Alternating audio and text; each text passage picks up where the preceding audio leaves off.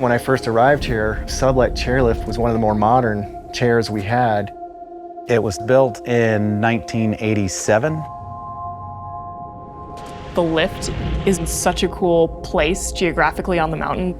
The top third of the chair is totally exposed on the ridge line. It drops you off at 10,000 feet. Through and through is probably one of the rowdiest lift lines in North America. This lift has weathered the elements for 37 years now, and it's time to build a new Sublette.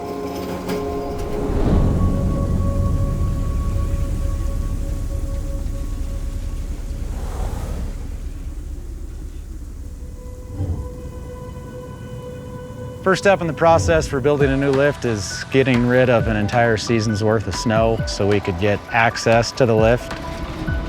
My road is gone. Snow and wind. It's under there somewhere. Shooting for lift to be done, load tested by November 6th. I think the new lift is going to be awesome.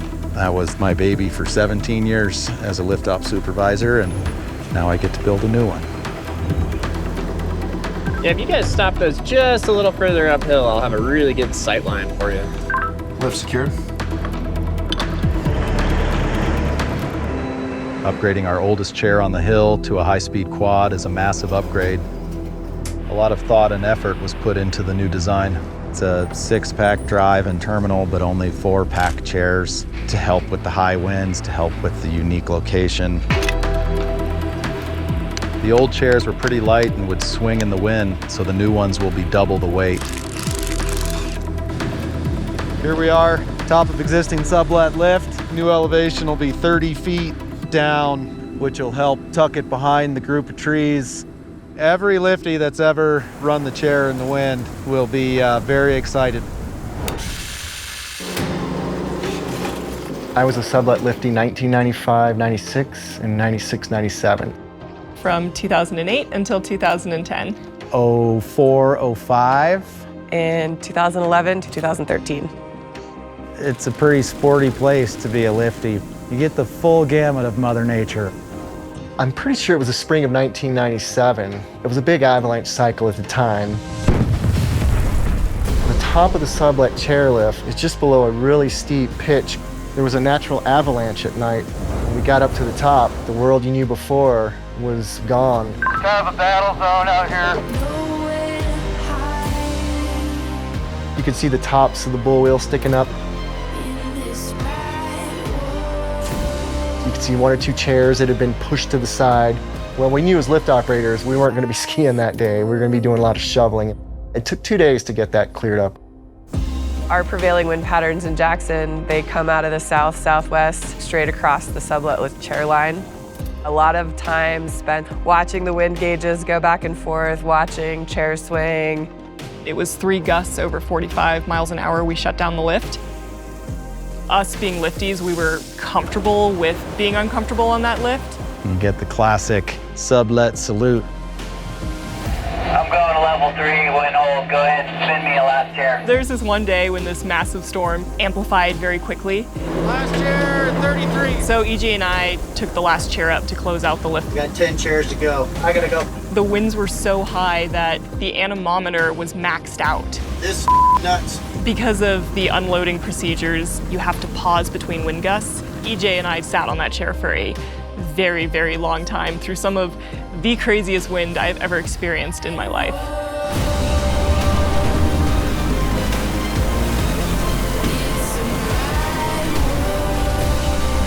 It felt like we were completely sideways.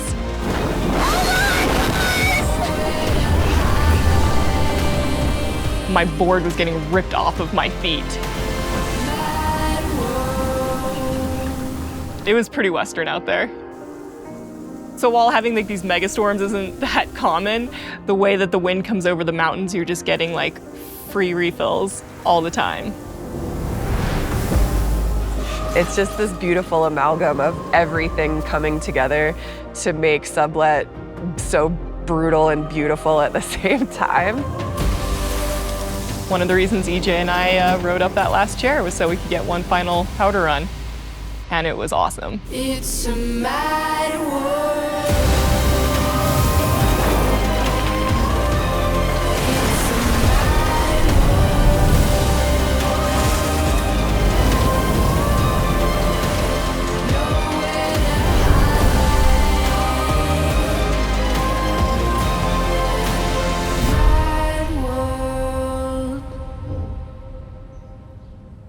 Big day here at Jackson Hole. The Spider Hoe is here in town. He's here to dig towers 2 through 13.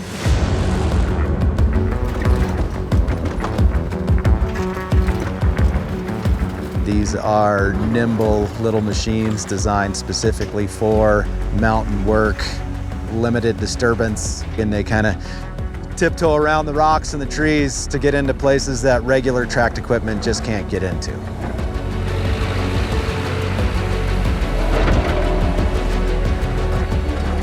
Kevin is considered the best of the best when it comes to spider hoe excavation. This lift line in particular, I will say hands down is the biggest exposure. The most mentally time consuming that I've spent trying to problem solve how to complete the task and keep me safe is Tower 8. I'm confined on 2 different sides with, let's call it sheer cliff. The original tower was hand dug, so this is the first attempt to get a machine in there. I have a couple complex moves that I'm aware of. I have alternatives if they start to go south. If something doesn't feel right, stop and let's reassess. Bottom of Sublette, I will touch base if there is any debris coming at you. Every piece on that machine has a specific purpose, and right now he's using that bucket as an anchor point to walk himself down the hill, and then he puts his feet back in the ground to stable back out, and then he'll pick the bucket up and reach out for the next step. Descending things like this, I generally take the angle of the slope with the machine. It allows me to kind of hold a little bit better, theoretically.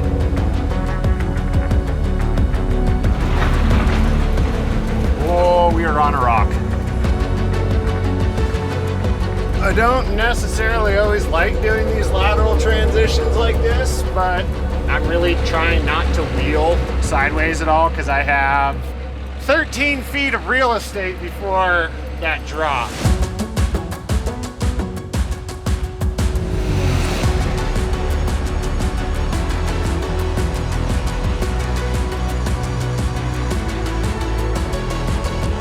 Thank you. Yeah, man. Good job. Appreciate it. I feel good that he's made the walk into the job site. Machine feels good. He said it feels steady and starting to get going. The new Sublette is going to spin in a clockwise rotation.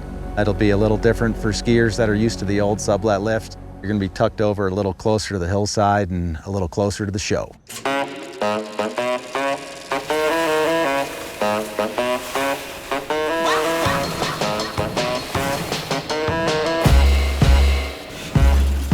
The whole lift line has awesome terrain, and if conditions are right, you will see people sending it all the way from the very bottom of the lift all the way to the very top. You have front row seats to people skiing or tumbling down. It's almost like a ski movie. Right now, we're about at Tower 2.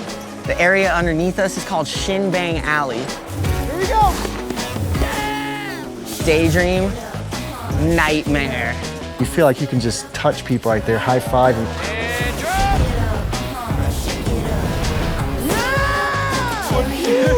A lot of skiers have to wait until they're in between the chairs to even drop that. These are the Alta chutes. You'll see people tumbling down, yard sailing. The Altas are notorious big ski runs here at Jackson. You know, they are steep, tight, north-facing chutes right under the lift line. Don't blow it. Certainly don't blow it in uniform. So kind of Alta 1.5 is the goalpost where you could jump through these 2 trees. It's real sketchy because your landing's real slight, and if you're not straight lining it at the landing, you might as well forget about it.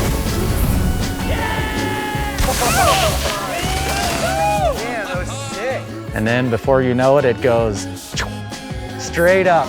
This zone is called Alta Zero.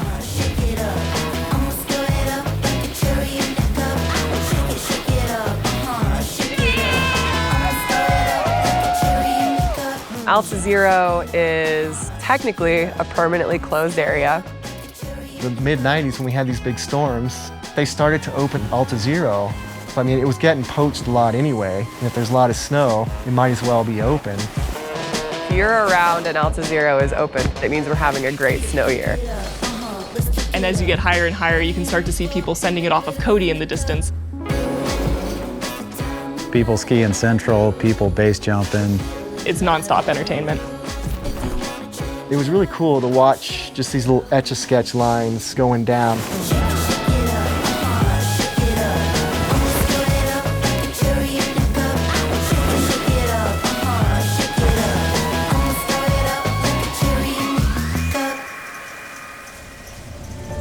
Even though it can be sad to like say goodbye to like the actual machinery, what makes that place special is the mountain, the terrain, the people. That is where the magic is, and all of that magic's still gonna be there.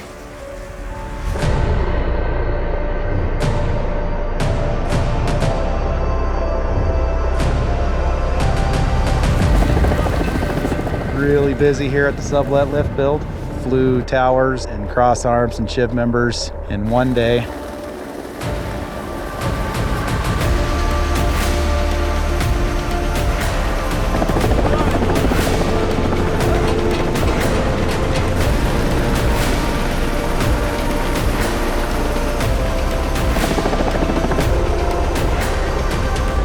The haul rope is through both terminals, top and bottom, and across all the towers except for one side of the bottom three. Here we are, October 9th, splicing the haul rope. That's where we make the two ends of the rope one continuous loop over about 185-foot length. Right here, it's called the marriage. This is where it's going to go together. And then once that's all together, we'll run them out, braid them in. Pull. Pull. 1, 2, 3, pull. This is a very unique skill set to splice a rope. There aren't very many people that do it. Travis is one of the best they got. Look at you go, splicing rope.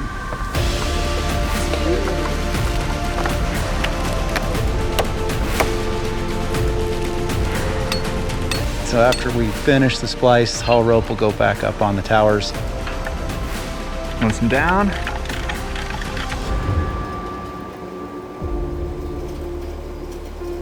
We're here today at the new Sublette lift version 2.0. So this is a load test. Basically, we load one side all the way to the moon. Loading the lift up to about 110% of capacity to simulate the weight of skiers on a chair. We've got a crack team of electrical and mechanical engineers that basically bring the lift to life. Any possible scenario gets tested on here. Evac motors, rollbacks, and we'll see how she goes. Did you put us in electric? 850. 956.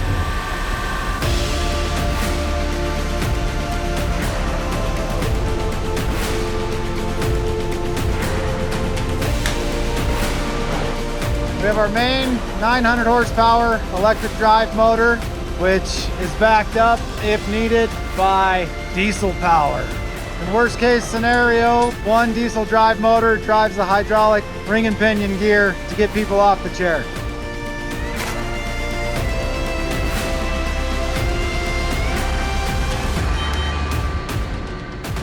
All right, load test complete. She's ready to roll.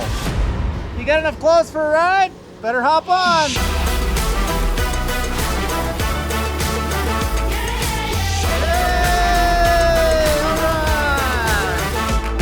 Nice work, fellas.